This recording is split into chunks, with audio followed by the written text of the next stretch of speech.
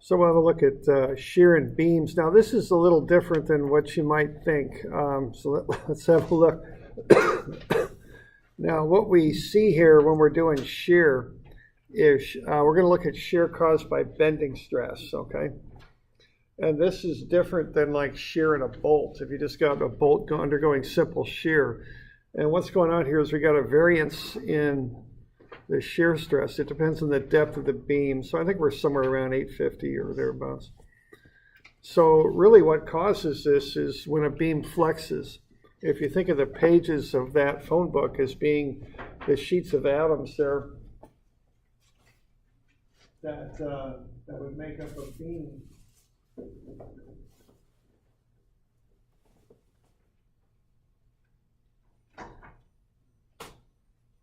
So what's going on there is those on your left hand side there, they're sliding one across the other. Or is that your? I just get confused on this. I guess it would be your right side, wouldn't it? Yeah, right side. They're sliding one across the other freely. I mean, that's what when something is loaded and it bends like that, what the material basically wants to do, you know, is that each plane wants to slide across the other. But being as you've got atomic bonds between those sheets of atoms, the material ends up holding its angle there, that right angle. So what that does is we've talked about if the beam's bending down, is it takes this top and pulls it in a little bit and then stretches the bottom out. So you get tension on the top, tension on the bottom, compression on the top. Well, what you're seeing there is the same effects for shear. See? When I say those planes want to slide one across the other, well, sliding is shearing, see? So what happens there is you want to have a sliding action in that beam. And the fact you got atomic bonds there prevent that. But the price you pay for that is you get stresses building up in the bonds, okay? So when you load a beam and flex it, you have the potential for it to shear laterally, okay? So where I'm going with this is it's not shearing straight down like you'd expect, like a bolt would. It's not doing that. What's happening is it's going into a pattern like you see there, and it requires strength in the beam to hold those planes together. And if the beam can't come up with that strength, it'll fail, it'll shear. And you'll get, just like you saw with that phone book or a deck of cards, you'll get one plane sliding across the other. And this beam here is failed with a shear failure. You can see how it's kind of stepped now. What's happened are these beams, these planes, they're sliding occurring on those planes that I'm marking in that glulam beam. So that's what a shear failure looks like in a beam, okay? So the real important thing here, I think, to kind of understand is we're not talking about like a bolt shearing off in a bolt cutter. It's nothing like that. It's caused by bending. It's different, okay? And it's a slipping of one plane across the other. That's the type of failure we're calling out here, okay? So that's important to kind of get that, okay? So, and this is a function of the bending is what it's a function of. Right. So are we good with that? That's kind of, conceptually, that's the most important thing to get about this, okay? All right.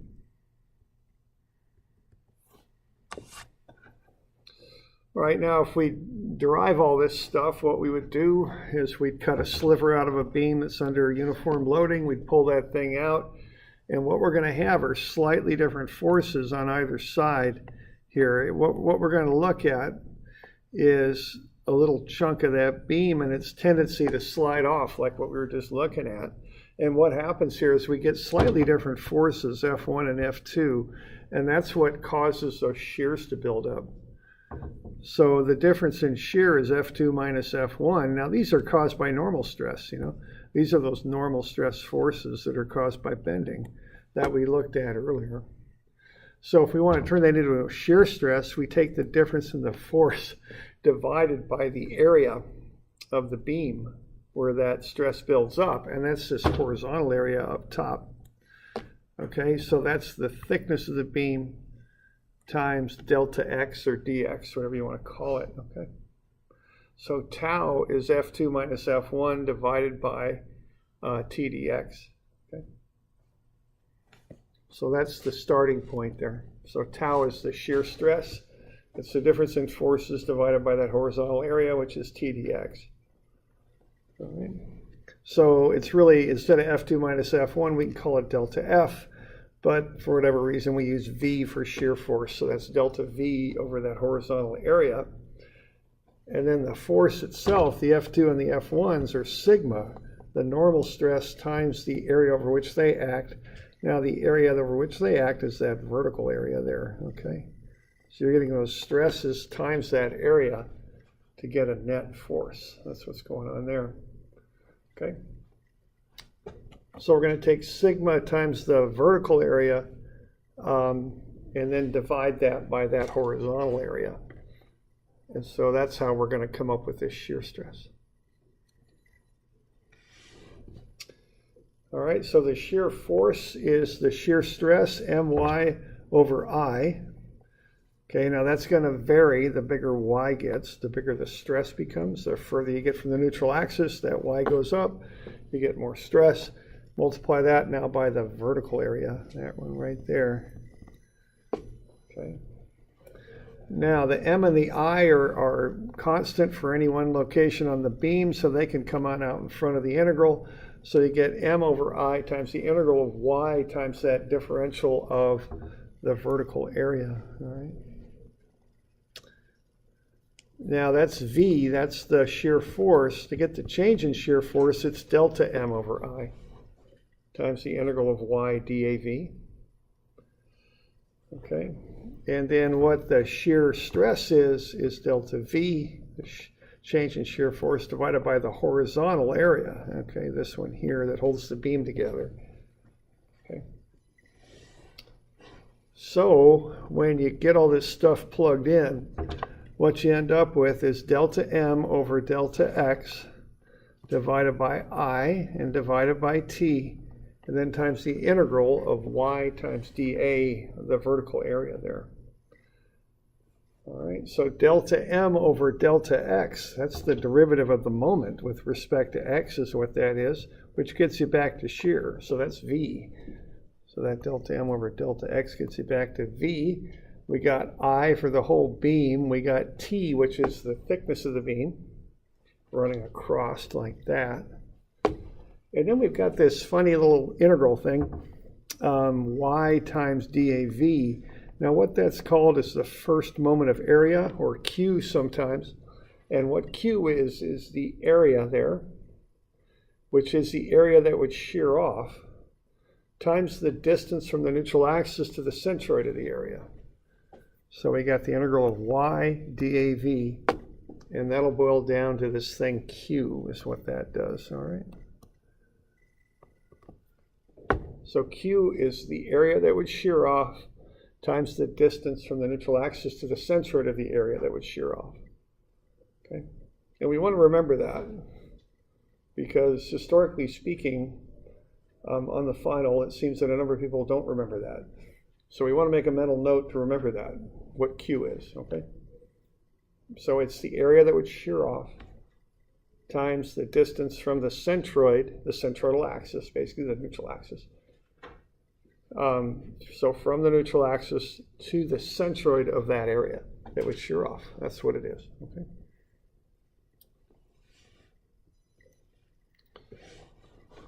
So if we got our shear going on here, you know, we can kind of go a little bit biaxial on this. We got our little element, and we're going to have shears going either direction on this thing. Now to keep that element in equilibrium, it's a biaxial element. You'll have shears acting all four directions. So the primary generator of this shear is kind of a horizontal shear, as I was just showing you. Like if you bend a deck of cards in your hand, the cards will slide across each other. That's the shear we're talking about. But we also get corresponding vertical shears on these elements too, so we get it in all four directions there, okay? If you look at a biaxial element in there. Now the maximum shear, tau max, that occurs at the neutral axis. This is where there's the greatest difference between, let's say, compression going that way and tension going that way. That's where the greatest difference occurs, right at the neutral axis. Okay, so that's where tau maximizes. Tau minimizes, now tau is the shear stress, keep that in mind. Tau minimizes at the top and bottom of the beams. Okay? So this is kind of the opposite of what you got for normal stress. Normal stress is the other way around. Normal stress maximizes at the top and bottom of the beam and is minimum at the neutral axis. Okay.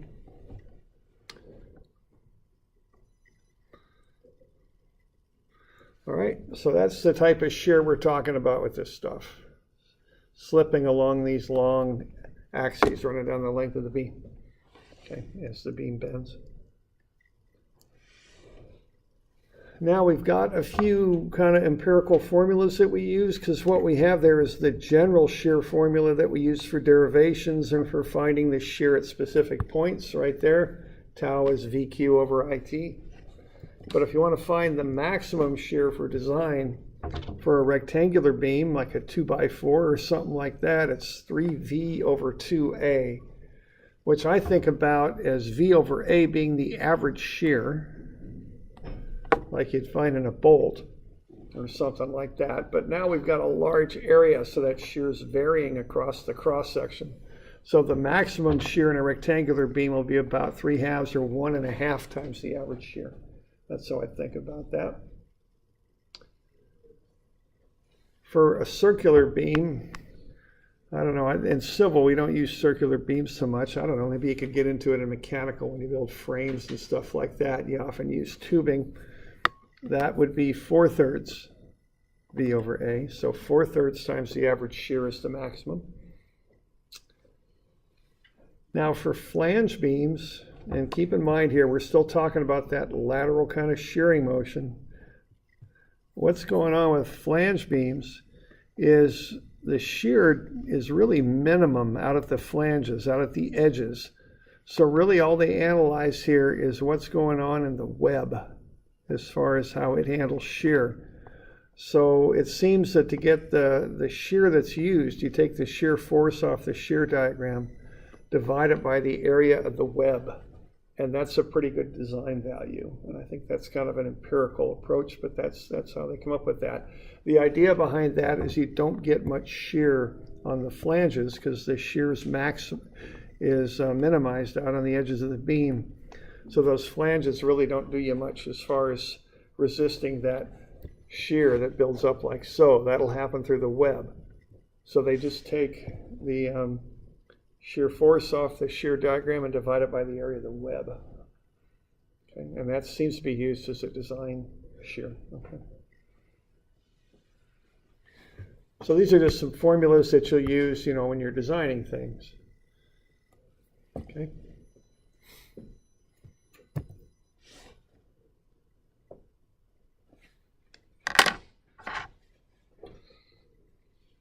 All right, let's have a look at, let's run through a shear design here then. We've got a beam here on a couple of supports. It's a rectangular beam. And what we'd like to do would be to find the shear at, and I've got kind of a notation that I'd like you to kind of just have a look at and understand. I'm saying the shear at point C1 is what I'm saying there, okay? So what I mean by C1 is at point C, and point C is 1 meter over from A, so that's where the C comes from. And then point 1 is 80 millimeters up on the cross section of the beam. Okay. So I'm putting those two together and getting a point C1 that we're going to analyze. And I don't know, maybe I could try this. So C1 is right about there, okay? As near as I can draw it. So I'm drawing a cross section around C, and then point 1 is kind of the shear right there. I don't know, maybe that's another way to look at it. But just notice that system I'm using to designate the point. That's something that I might use in the future, okay? So you want to get used to how I'm expressing that.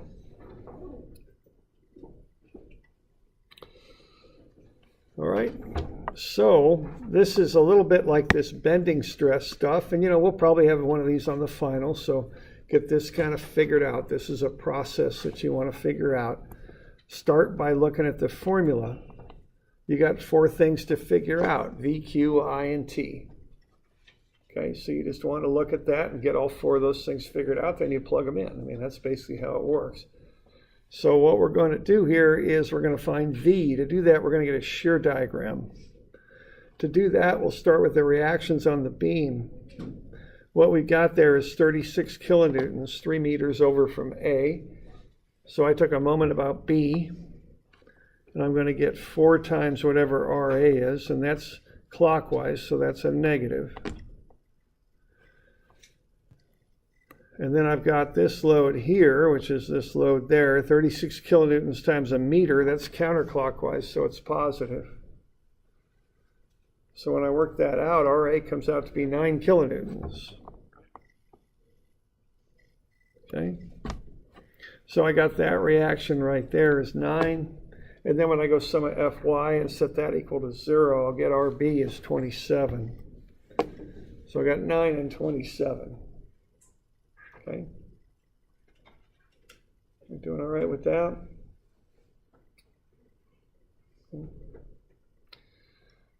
So if I want to find V, what I do is I would go ahead and draw up a shear diagram. So why don't you get the values filled in on that shear diagram just for fun there, if you would.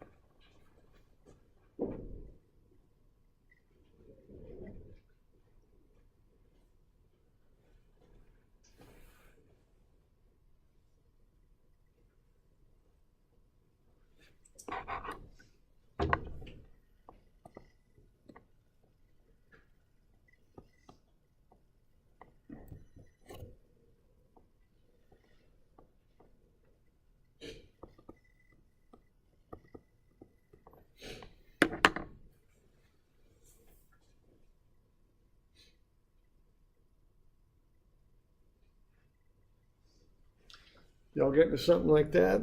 9 straight across, and it goes down to negative 27. Now just remember that that load of 36 down doesn't get you to a shear of 36. It drops your existing shear by 36. So you're at 9 minus 36, you end up at negative 27. That's what's going on there, okay? So the 36 is the change in shear. It's already at 9, so it goes down to negative 27. Okay, so let's see. So what's V sub C going to be then?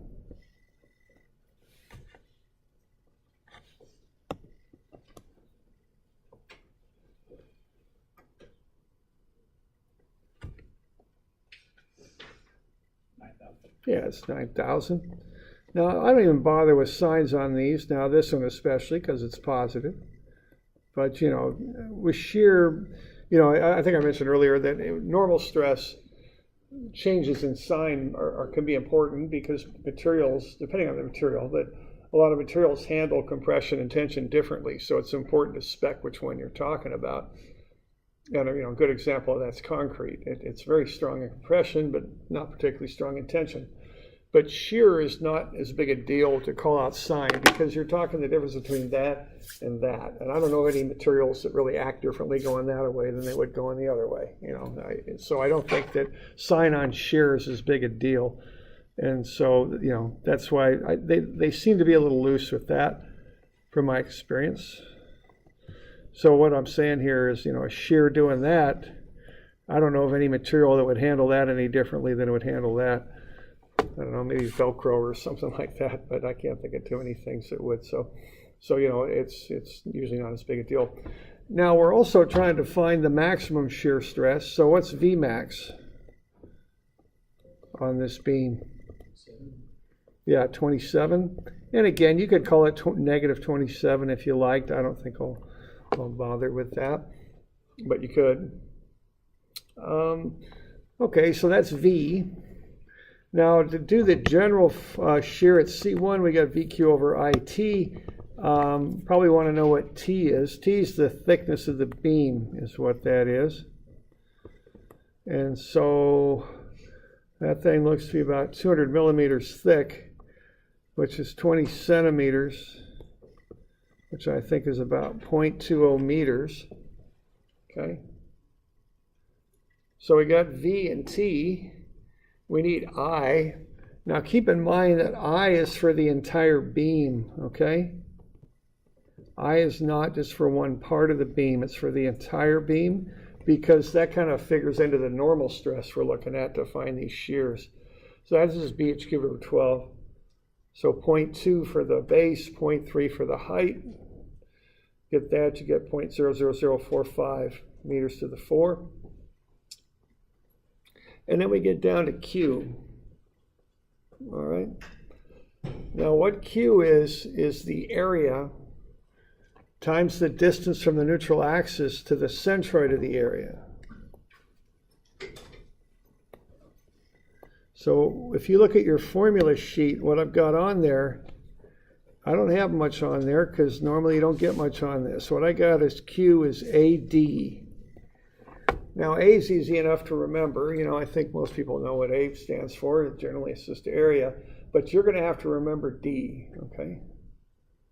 And you know, I guess, yeah, I'm just telling you, this is going to be on the final, and this is a real thing that trips people up. So what I want you to do, and I don't know why, it's simple enough, but people just forget it. So I want everybody just to think on your own, how am I going to remember what D is? Okay? And maybe you're going to put a sticky note up in your mirror, and when you brush your teeth, you're going to remember, or maybe, I don't know, maybe you're going to send yourself an email, or maybe you're going to tell your best friend to tell you what D is every time you see your best friend or whatever. But I'm quite serious about this because, you know, teachers have their frustrations too, and there are times when I grade these shear problems, so I'm like, come on, it's D. I told you this a few times. So figure it out, okay, for your own good, please, okay? I'm warning you. Okay, so what we're going to do here is we're going to find Q here. So what we're going to do is we're going to do this visually, right? Because that's how I think. Now, we don't all think visually, but I think a lot of us in civil and mechanical tend to think that way. That's one reason why we're in this field. So here's our sketch, okay? So in red there on the bottom, the thing that's hatched is the area. Now, if this beam fails at 0.1, what's going to happen is that area that I've hatched down at the bottom, that I'm going to circle right now, that's going to shear off. So what I mean by that is if that thing fails, that hatched piece down at the bottom is going to do that, okay? See how that's kind of shearing off there? You know what I'm saying there? It's free. It's busted. That thing is not part of the beam anymore. That's the idea, okay? So that has sheared off. Okay, that is what I mean when I say an area has sheared off. There's actually a number of areas that have sheared off. This beam is in very bad shape right now. But just for the sake of example, what we're talking about is that area right there has done sheared off, okay? It's gone. You good? So that's what I mean by shear failure. Okay, so that's the area that would shear off. And in our example, that's 80 millimeters up from the bottom, 200 millimeters wide. So multiply, get that in meters. We want standard units on this stuff. So 0.2 times 0.08, 0.016 square meters. That is the area that would shear off if the beam had a shear failure at 0.1. Okay. Now what we do is we multiply that by D. And this is probably the trickier of the two things. And what D is, but it's not horribly tricky. You just measure from the neutral axis and you go down to the area, the centroid of the area that would shear off, okay? So the neutral axis is halfway up the beam. The beam is 300 millimeters high. That's 0.15 meters high, 0.3 meters high. But the neutral axis will be half of that, 0.15 meters high. So that's where the 0.15 comes from. From there, we're going to measure down, and we're going to get to the centroid of that area that would shear off. Now, that area that would shear off, it has a height of 0.08. The centroid's half of that, 0.04. So what I'm doing there is I'm taking half of 0.3 minus half of 0.08. That's how I'm generating that number. And that is that dimension that I just drew in there that goes from the neutral axis down to that centroid. So that's what I'm doing there, okay? So I'm taking half of 0.3 minus half of that 0.8. 0.3 is the centroid of the beam, which is 0.3 is the full depth of the beam. Half of it gets you to the centroid. 0.08 is the height of that area that would fail and shear off. And I'm taking half of that to get to its centroid. And I take the difference and I get that D distance. It's 0.11 meters. Okay?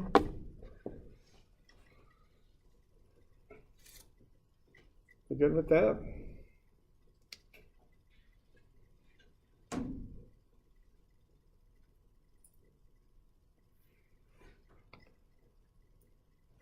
All right, so we got that. All right, and you all know that trick on tests where if you need to remember something, you just keep saying it to yourself. If you really want to get stupid, make a rhyme out of it or something. Keep it in your mind. I know it sounds stupid, but it works. And this has no real application to real life situations. It's just for tests. So and just get that going in your short-term memory and tell your friends not to talk to you before the test. And then just as soon as you get that test, you slap it down on the top of the test, right? I mean, that's fair. That's playing a game, but it's fair, okay? That's one way to do it. Get the stuff in your short-term memory, because there's two kinds of memory, right? You know, what you had for breakfast is short-term memory. You're not going to remember that next year, but it's short-term memory, okay? But you can keep that in your short-term memory and just cycle it around. And then as soon as you get that test, write it down. And, you know, it's, like I say, it doesn't apply to real life, but it works for tests, so good enough, eh? Okay. And it's fair. I mean, as far as taking a test go, it's fair. You got the test. As soon as you can start it, you can slap that down on the top. You're on the front. You're good. Okay. All right. Just learn all these stupid little tricks. Get you through school. All right.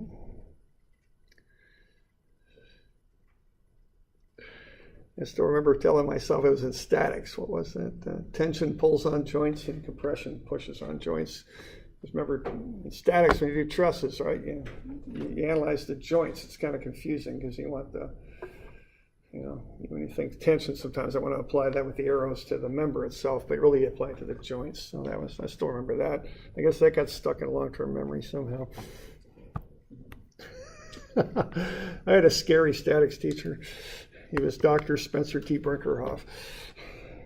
Didn't mess with Dr. Brinkerhoff.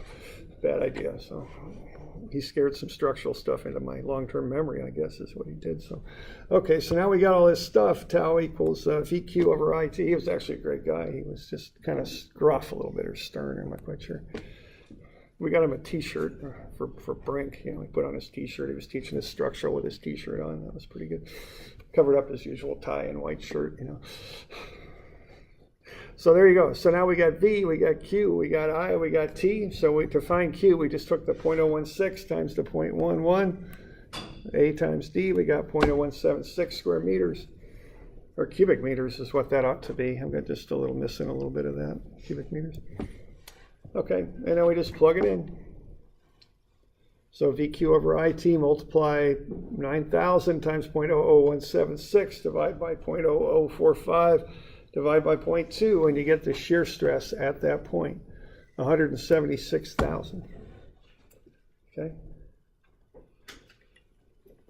So that, if you, for some reason you want to know the shear stress at point C on the length of the beam, 80 millimeters up from the bottom of the beam at what I'm calling point 1, that's how you can find it. Okay.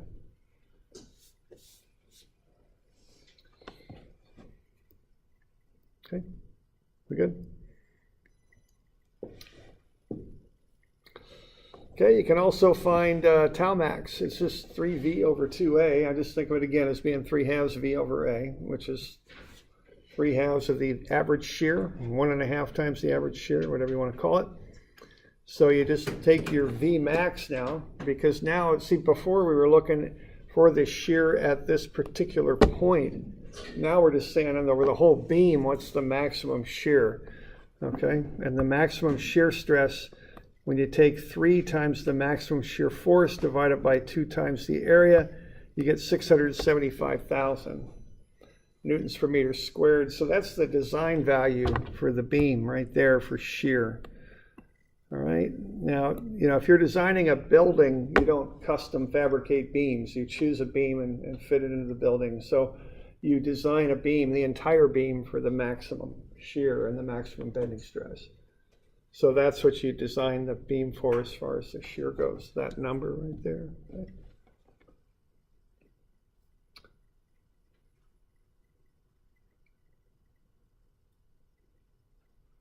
I think it'd be interesting to design an airplane or something like that, because you've got those two harshly competing things. One is you want to cut weight, but the other thing is it's got to be safe. So, civil's a little easier. You can just throw big stuff in there and just design it up, and that's not a huge extra expense on a building. But on an airplane, you've really got to be thinking about that stuff.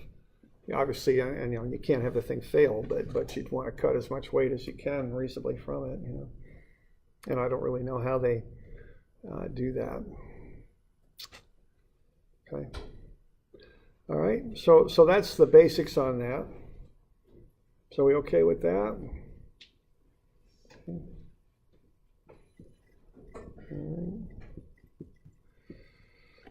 All right. Now I want to spend time on something else, but maybe we'll come back to this later. But again, if you're designing an I-beam here, you just find you just design, basically when you do the shear design, you just consider the web. That's it. Okay. So you find the area of the web, and then find your maximum shear stress and work that out. Take the maximum shear force from your shear diagram, which would be that 90. I wouldn't bother with the sign, I just call it 90, and then divide it by the area of the web, and that's, as I understand, is your basic design value. Okay, so nothing too tricky there, but it is a little tricky in how you do it. The idea is the shear stress is minimum in the flanges, so the flanges don't really do you much good as far as resisting shear. If failure occurs, it's going to fail somewhere in that web. So you just kind of find your average shear in the web. That seems to be how they do that. And that's an empirical formula. It's not a theoretically derived formula so much. I think it's more an empirical one that works. Okay. All right, now let's look at built-up beams here just a little bit. Okay. Now, sometimes we've got beams, and they're not made out of continuous material. Timber box beams are a good example. To make a timber box beam, you just take boards and you nail them into a box shape. Sometimes they make built-up I-beams by welding plates to the I-beam. Okay, they can make custom I-beams. So these are called built-up beams. And there's another little thing that we need to look at on this. This is another important part of shear design when you have that going on.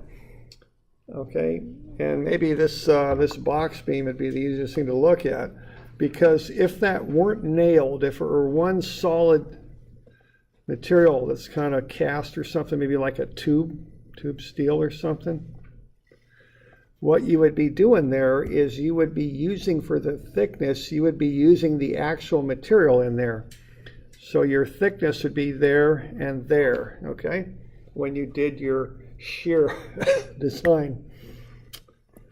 VQ over IT. T would be the thickness of material that you're looking at when you look at shearing, okay?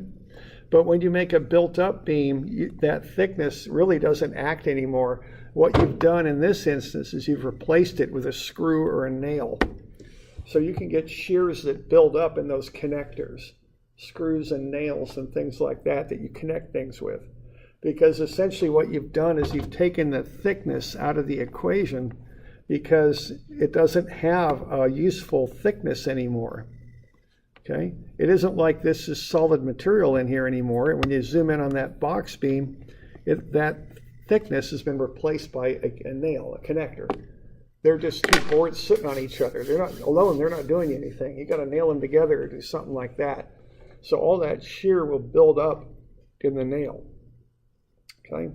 That's the idea of shear flow.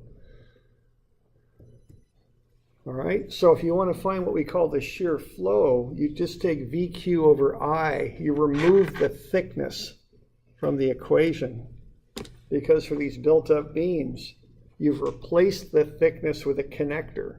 So using this idea of shear flow, you can find the shear stress in a connector is what you can do.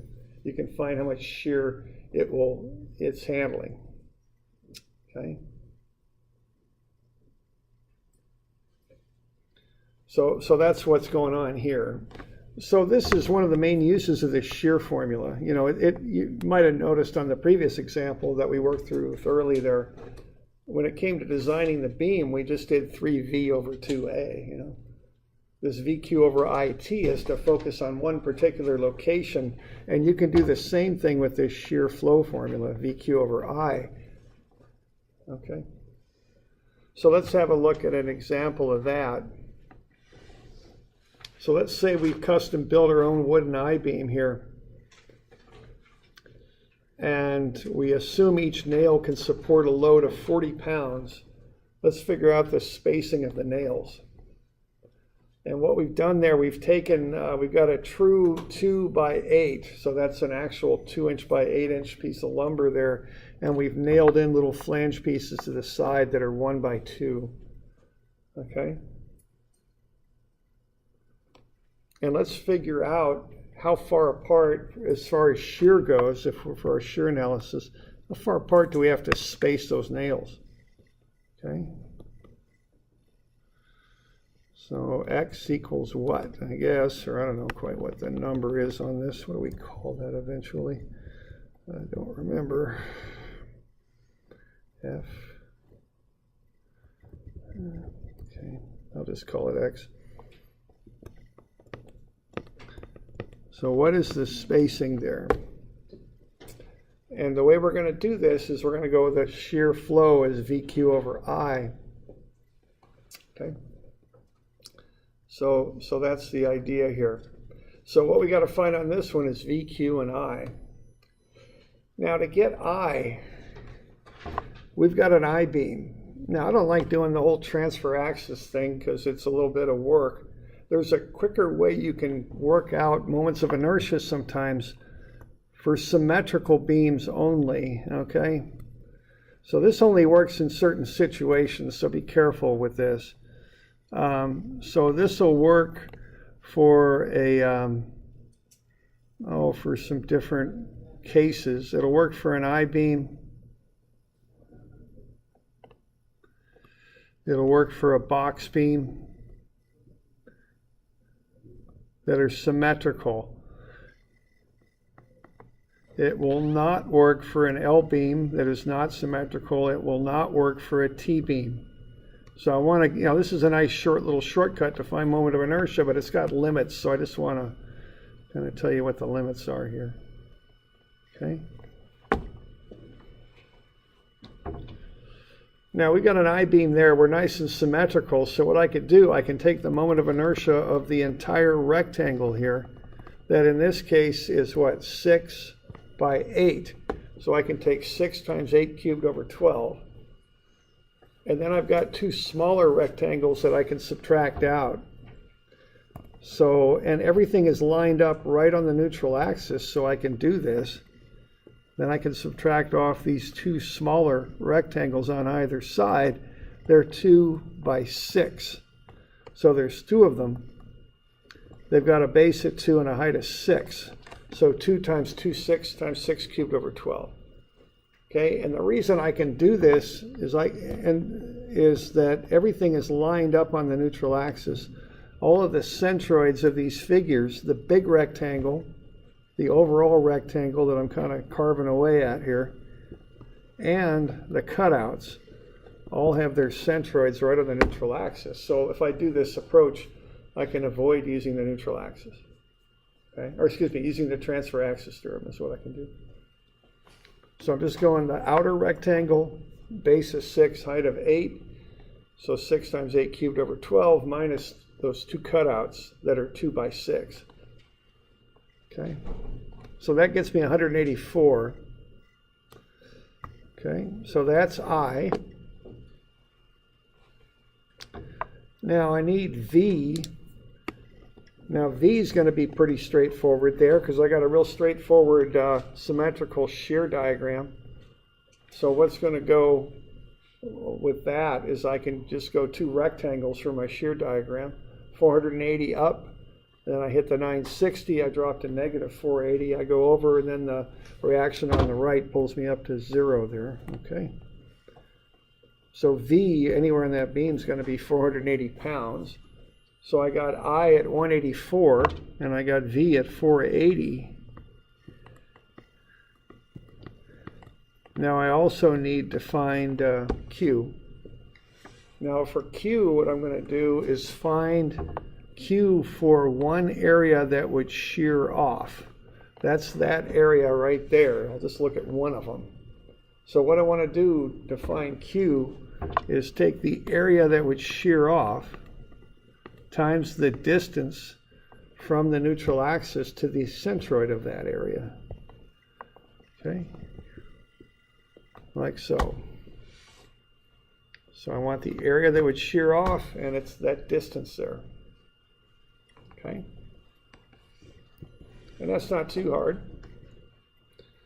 So the area is 2 by 1, 2 inches squared, and the distance is that inner distance dimension here, 6. Take half of that, I get 3. That gets me from the neutral axis to the base of the rectangle, and then I got to go a half more basically to get to the centroid.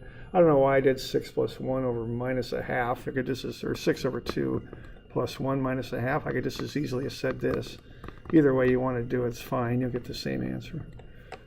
Okay. So I'm going from the neutral axis to the base of that rectangle that'll shear off. Then I go a ½ inch more to get into the centroid of that rectangle. So that's 3.5.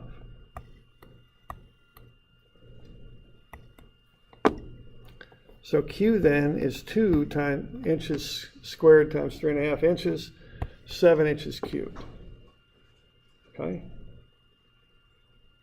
So that's the area that would shear off times the distance from the neutral axis to the centroid of that area. Okay.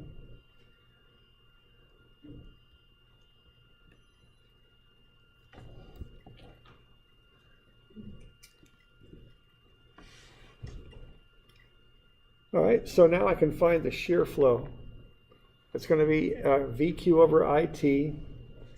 V is the shear force, 480 pounds off the shear diagram.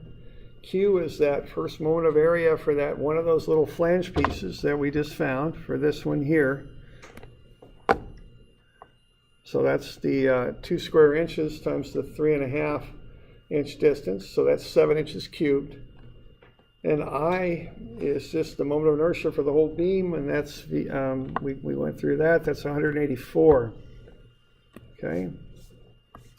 So when we run those numbers, we get 18.26 pounds per inch. The meaning of that is 18.26 pounds of shear force builds up per inch of beam. Okay, that's what that number means. So each inch along the length, going that away, we get 18.26 pounds building up. So if we know that those nails can hold 40 pounds, we can take that force that the nail can support and divide it by the number of pounds that build up per inch, and we'll come up with 2.19 inches for the spacing on the nails, which is about 2-inch spacing on the nails, I think. Okay. So there, that's called shear flow, and that uses that VQ over I formula here, okay? We're just eliminating the T from the general shear formula. Because we don't have solid material in there, we're replacing it with a connector. Okay, that's the idea.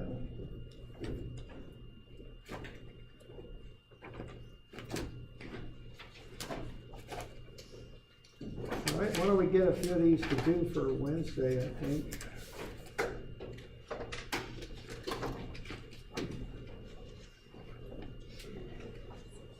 So how about 361 and 362?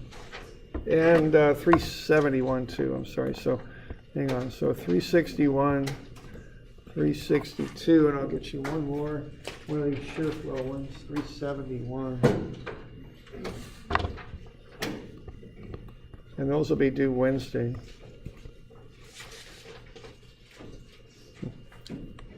Which is the 6th. Okay. Okay, so we good?